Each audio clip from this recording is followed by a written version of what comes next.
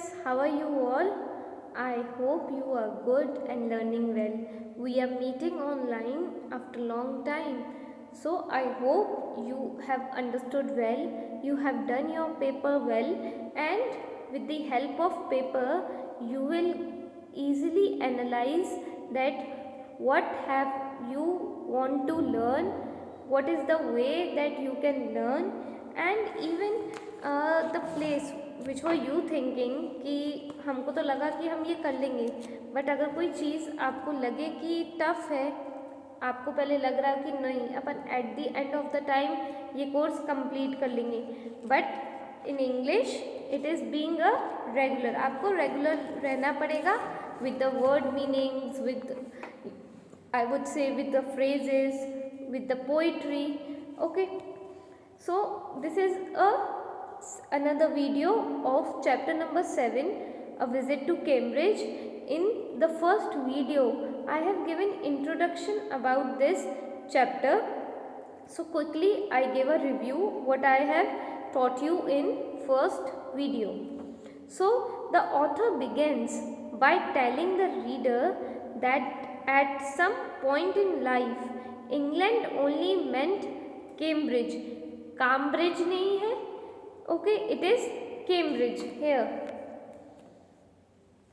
This is pronunciation क्या है, Cambridge. Okay, Cambridge for him nothing more than further.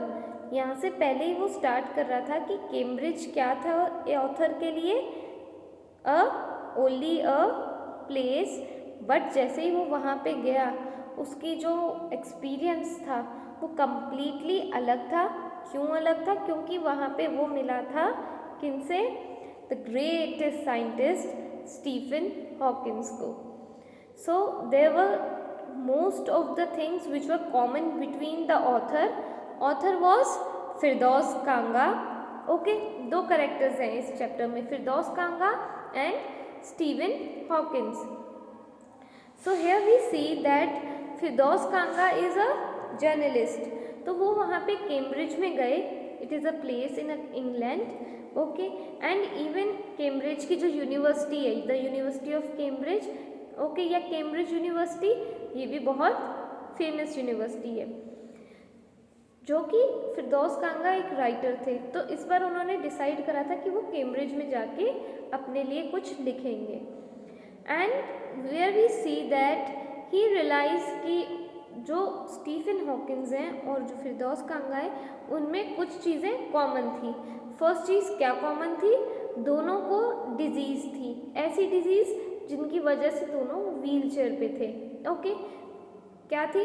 Stephen Hawkins को paralysis था and फिरदौस कांगा को क्या था? Brittle bones. These brittle bones is a heredity disease. Okay, and both were extraordinary people. Okay, कैसे extraordinary? कि वो व्हील चेयर पे होते हुए भी वो इतने फेमस लोग हैं जिनके बारे में आज अपन पढ़ रहे हैं. तो पहले अपन इन सारे जो भी ऐसे अपाहिजों को अपन डिसेबल कहते थे. तो डिसेबल वॉज रूड बीइंग, अगर अपन यूँ ही कहते हैं अपाहिज है, इससे तो कुछ होता नहीं, so this is bit rude. अब अपन के लिए एक न्यू वर्ड आया है, डिफरेंटली एबल्ड. अलग तरीके से वो कोई काम कर सकते हैं. ये नहीं कि आज वो डिसेबल हैं तो वो कुछ नहीं कर सकते, बट माइट भी वो कोई और चीज़ कर सकते हैं जो कि नॉर्मल पीपल नहीं करते. लास्ट दैट कि ये चैप्टर में अपन देखेंगे conversation, the thoughts which that two great man exchange when they meet. Okay, अपन यहाँ पे फिरदौस कांगा और स्टीफन हॉकिंस की मीटिंग जो है उनके बारे में पढ़ेंगे और वो कैसे फील करते हैं. अगर वो खुद डिसेबल है तो वो क्या फील करते हैं, लोग डिसेबल लोगों के बारे में क्या सोचते हैं या क्या रिएक्ट करते हैं, वो है स्टोरी में. Okay, so I have read these two paragraph in the earlier video. You can go through it. Let's come to the third paragraph from here. And I started because I had quite forgotten that this most brilliant and completely paralyzed astrophysicist. It is written astrophysicist. Who is astrophysicist? Scholar of astrophysics means a branch of physics dealing with stars, planets and etc. एक physics आप जो science में पढ़ते हो, but जो Stephen Hawkins हैं जो कि कैम्ब्रिज यूनिवर्सिटी में थे, ओके, वो लोग कैसे मिलेंगे? क्योंकि जो स्टीफन हॉकिंस हैं वो कैम्ब्रिज यूनिवर्सिटी में थे। कैम्ब्रिज यूनिवर्सिटी में ब्रांच ऑफ फिजिक्स थी, वहाँ पे वो हेड थे। So when the author was visiting Cambridge, तो उसका गाइड, ऑथर का गाइड उनको बताता है कि इसमें अभी इस यूनिवर्सिटी में स्टीफन हॉकिन काम करते हैं या अभी इसी टाइम है। तो वो अपने आप को रियलाइज़ कर रहा है कि मैं कैसे भूल गया कि ये इतने ब्रिलियंट एस्ट्रोफिजिस्ट है एंड कम्प्लीटली पैरालाइज होने के बावजूद भी। पैरालाइज मीन्स उनका कोई भी मूवमेंट नहीं हो सकता था बॉडी का, सिर्फ उनके हैंड्स चलते थे, दैट्स इट, बाकी कोई मूवमेंट नहीं होता था स्टीफन हॉकिंस का। और वो क्या थे? एक बहुत बड़े साइंटिस्ट थे। कैसे? वो सारे की सारी जितनी भी अपन की स्पेस है, ओके, गैलेक्सीज, स्टार्स, प्लैनेट्स, इनकी फिजिक्स के बारे में वो पढ़ते थे और वो लिखते थे। Astrophysicist, the author of a brief history of time, one of the biggest best seller ever lived here. तो यहाँ पे एक बुक के बारे में वो खुद को कह रहे हैं, बोले मैं कैसे भूल गया कि एक तो वो इतने अच्छे साइंटिस्ट हैं, इतने ब्रिलियंट हैं, प्लस वो एक राइटर है कौन सी बुक के? A brief history of time, जो कि कह रहे हैं कि वो बेस्ट सेलर बुक थी, बहुत बिकने वाली बुक थी। Next paragraph, when the walking tour, okay just give me a minute, it is zoomed a bit, okay. When the walking tour was done, I rushed to a phone booth and almost tearing the cord so it could reach me out, phoned Stephen Hawking's house. Now, as soon as the tour was over, जो guide उनको tour करा रहा था, वो जैसे ही tour ख़त्म हुआ, वो ये कह रहे, बोले मैं एक जल्दी से फ़ोन बूथ पे गया और मैंने स्टीफन हॉकिंस के घर में फ़ोन करा। सो what answer he gets is this. Let's see. There was his assistant on the line and I told him I had come in a wheelchair from India. Perhaps he thought I had propelled myself all the way to write about my travel in Britain. तो यहाँ पे वो call करता है Stephen Hawkins के घर में और फ़ोन कौन उठाता है? उनका असिस्टेंट्स, बिकॉज स्टीफन हॉकिन खुद बोल नहीं सकते थे, वो सिर्फ एक अपने हैंड्स को यूज़ करते थे, किस लिए? एक कंप्यूटर में बटन दबाते थे ताकि कंप्यूटर स्टीफन हॉकिंस के लिए बोल सके, वो बोल भी नहीं सकते थे। और वो अपने बारे में, फिरदौस कांगा असिस्टेंट को अपने बारे में बता रहा है कि मैं व्हील चेयर से आया हूँ और मैं एक लेखक हूँ जो कि एक ट्रैवल इन ब्रिटेन के बारे में लिखना चाहता हूँ, and I want to meet professor Hawkins, so please give me 10 minutes. Okay, that would also do, half an hour he said, from 3:30 to 4. वो ये कह रहे हैं कि 10 minutes भी मेरे लिए चल जाएंगे। To do here, so it is again a phrase, would do means मेरे को चल जाएगा, मुझे 10 मिनट भी चलेंगे, प्लीज़ मुझे प्रोफेसर हॉकिंस से मिलने दो। तो रिप्लाई में असिस्टेंट कहते हैं कि आपके पास हाफ एन आवर है, आप उनसे मिल सकते हो। टाइम वो बता देता है from 3:30 to 4. Next paragraph, and suddenly I felt weak all over, growing up disable, you get fed up with the people asking you to brave, as if you have a current account on which you are too lazy to draw a check. तो यहाँ पे फिरदौस कांगा कह रहे हैं कि मेरे को suddenly बहुत ज़्यादा वीकनेस फील हुई। क्यों वीकनेस फील हुई?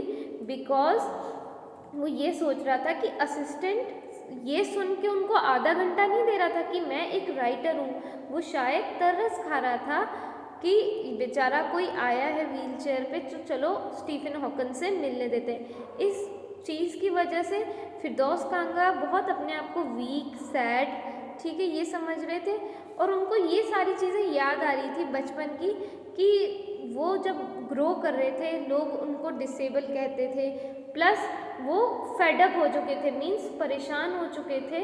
ये सारी बातें उनको तब याद आने लगी जब उसके असिस्टेंट ने, स्टीफन हॉकिंस के असिस्टेंट ने उनको ये बताया कि आप आधा घंटा मिल सकते हो। तो वो ये कह रहा है कि मैं एकदम से इतना फेडअप पहले भी होता था कि जब मुझे लोग कहते थे कि बी ब्रेव, कि कोई बात नहीं तुम डिसेबल हो बट ब्रेव रहो, तो वो उन लोगों को ये कंपेयर कर रहा है कि as if you have a courage account. वो ये कह रहा है कि if I know I am disable and I know I want to be brave, but लोग ऐसा प्रिटेंड करते थे कि करेज अकाउंट है मेरे पास और उस करेज अकाउंट में से मैं चेक नहीं लगा पाया। कौन सा करेज अकाउंट? वो इस अपने आप के करेज को किससे कंपेयर कर रहे हैं? एक बैंक अकाउंट से। वो ये कह रहे हैं कि अगर मेरा कोई बैंक अकाउंट होता तो इट इज़ बहुत ऑब्वियस है कि मैं एक चेक ड्रॉ कर सकता हूँ, बट लोग ऐसे बिहेव करते थे कि मुझे जैसे पता ही नहीं है कि मुझे करेज रखना हो। तो इन सारी बातों की वजह से फिरदौस कांगा बहुत फेड अप फील कर रहे थे। Let's continue. The only thing that makes you stronger is seeing somebody like you achieving something huge, then you know how much is possible and you reach out further than you ever thought you could. बोले सिर्फ एक ही चीज़ है according to me कि अगर मुझे कुछ strong बनाती है वो चीज़, वो ये है कि अपने जैसे को अगर कुछ अचीव करते हुए देखोगे तो ये आपको बहुत ज़्यादा मोटिवेट करता है। ओके, एंड आप जब वो चीज़ देखते हो, आप ट्राई करते हो कि वो चीज़ वो कर सको आप। पहले क्या होता था कि अपन कहें कि नहीं नहीं मुझसे नहीं होता। Even we as a normal people sometimes get feared कि यार ये काम नहीं नहीं मुझसे नहीं होगा, अच्छा वो काम no I can do that. यहाँ मैं आपको भी एक सजेशन देना चाहूँगी कि आपको ये मोटिवेशन कहाँ से आएगी? आपको जेलस फील नहीं करना किसी से, अपने ही जैसे मीन्स अपने क्लासमेट्स, अपने फ्रेंड्स से आप ये देख सकते हो कि वो तो मेरे जैसे हैं, अगर उन्होंने कुछ ज़्यादा अचीव करा है वो अपन भी कर सकते हैं, वो मैं भी कर सकती हूँ या मैं भी कर सकता हूँ। और ये तभी पता चलेगा जब आप खुद वो काम कर सको। Here it is written you reach out further than you ever thought, means आप वो तब कर पाओगे जब आप वो करने की ट्राई कर पाओगे, तभी आपको पता चलेगा कि हमसे कितना हो पाया या नहीं हो पाया। Next paragraph. I haven't been brave, said his embodied computer voice the next afternoon. I have no choice. यहाँ पे क्या किसकी बात हो रही है? I haven't been brave means यहाँ पे स्टीफन हॉकिंस कह रहे हैं कि मैं ब्रेव नहीं था, और ये किसने बोला? His disembodied computer voice means computer ने आवाज़ तो निकाली पर उसकी कोई बॉडी नहीं है। तो ये कंपेयर कराए जहाँ वो सोच रहा है कि बीइंग, जैसे वो खुद तो बोल सकते थे तो वो सिर्फ एक आवाज़ आई, पर वो कंपेयर कर रहे हैं कि ऐसी आवाज़ आई जो कि किसी बॉडी में से नहीं निकली, एक कंप्यूटर में से निकली है। नेक्स्ट स्टीफन हॉकिंस क्या कह रहे हैं? आई हैड नो चॉइस, बोले मेरे पास चॉइस ही नहीं थी, मैं कभी बचपन से ब्रेव था ही नहीं। Next paragraph. Surely, I wanted to say, living creatively with the reality of his disintegrating, I'm repeating, his disintegrating body was a choice, but I kept quiet because I felt guilty every time I spoke to him, forcing him to respond. यहाँ पे क्या हो रहा है कि वो जब Stephen Hawkins ने कहा कि मैं कभी ब्रेव नहीं था, मेरे पास कोई चॉइस भी नहीं थी, तो ऑथर को ये लगा कि मैं उनको बताना चाह रहा हूँ कि नहीं ऐसा नहीं था, आपने अब भी अपनी जो वॉइस है वो भी अभी कंप्यूटर के थ्रू करी। अगर ये आपकी चॉइस होती तो ये आप क्रिएटिविटी जो आपने अब दिखाई है वो आप पहले भी दिखा सकते थे, पर ये मैंने बोला नहीं because I am feeling guilty. यहाँ ऑथर को लग रहा है कि कहाँ पे वो बेचारे स्टीफन हॉकिंस बोल नहीं पा रहे, उनको कितनी मेहनत करनी पड़ रही है बटन्स दबा के, फिर कंप्यूटर उनकी बात बताएगी ऑथर को, तो इसलिए ऑथर बहुत गिल्टी फील कर रहा था और इसीलिए उन्होंने आंसर नहीं करा। Okay, there he was tapping at little switch in his hand, trying to find out the words on his computer with the only bit of movement left to him, his long pale fingers. Okay, so again this is the same reason कि वो guilty क्यों feel कर रहा था कि जो Stephen Hawkins है वो बहुत ट्राई हार्ड कर रहे थे कि अपने हैंड से वो स्विच मीन्स उन स्विचेस के ऊपर अल्फ़ाबेट्स थे ताकि वो अपने वर्ड्स बोल सकें और या टाइप कर सके और उनके बिहाफ पे वो कंप्यूटर ऑथर से बात कर सके। तो वो ये बता रहे हैं कि वो मूवमेंट बहुत स्लो था और जब उनकी देखी मैंने फिंगर्स वो लॉन्ग थी and pale finger, pale means yellowish, means might be blood की कमी की वजह से येलोइश हो जाती हैं। Every so often his eyes would shut in frustrated exhaustion and sitting opposite him I could feel his anguish, the mind buoyant with thoughts that came out in frozen phrases and sentences stiff as corpse. So here buoyant means intensively active and vibrant, and corpse means dead body. जो dead body होती है इनको corpse कहते हैं। तो वो ये कह रहे हैं कि एक तो मुझे गिल्टी फील हो रही थी कि उनको कितनी मुश्किल से वो वर्ड्स टाइप करने पड़ रहे हैं, दूसरा वो ये कह रहे हैं कि मैं जब भी उनको क्वेश्चन पूछता था तो वो अपनी आइज़ को फ्रस्ट्रेशन मीन्स इरिटेशन से आंखें बंद कर लेते कि no please don't ask me.